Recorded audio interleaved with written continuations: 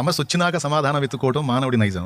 సమస్య రాకముందే దానికి పరిష్కారాన్ని ముందే సిద్ధపరిచి లైన్లోకి దించడం దేవుని నైజం. ఈ మాట నేను మీకు ఎందుకు చెప్పాను అంటే, సహజంగా సుధాకర్ అనుకుంటాడు కొన్నిసార్లు, ఇంతమందిలో కూర్చొని దేవుడు నన్ను గుర్తిస్తాడంటావా, దేవుడికి నేను తెలుసు అంటావా.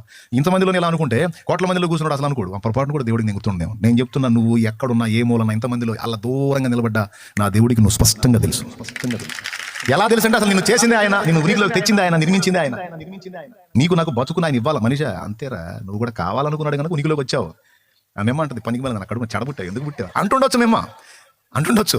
కానీ దేవుడు అన్నాడు ఆ మాట, లేదురా తల్లి, నువ్వు ఆ మెమ్మ అందని ఫీల్ కావకు, నేను కావాలని నిన్ను నిర్మించుకున్నాను. నీ పనితనం, నీ అవసరత మెమ్మకు తెలియదు, ఈ లోకానికి నీ అవసరం ఉంది, అది నాకు తెలుసు. ఆ ఉద్దేశంతో నిన్ను నిర్మించాను. యూ డోంట్ ఫీల్ అంటున్నా దేవుడు. ఏం కలత చెందొద్దు, కృంగిపోవద్దు, భయపడొద్దు, బాధపడద్దు. ఇది ఒక సుధాకర్కి లేదా మనీషాకి మాత్రమే. ఇక్కడ కూర్చున్నటువంటి వాళ్ళు, చదువుకున్నోళ్ళకి, చదువు లేని వాళ్ళకి, అందమైన వాళ్ళకి, అందహీనంగా ఉన్నోళ్ళకి, నల్లటోళ్ళకి, ఎర్రటోళ్ళకి, పొట్టోళ్ళకి, పొడుగు వాళ్ళకి, ఎవరికి ఏ షేపులు ఇచ్చాడో దేవునికి మహిమ కలుగును గాక. చెప్పండి, గట్టిగా చెప్పండి.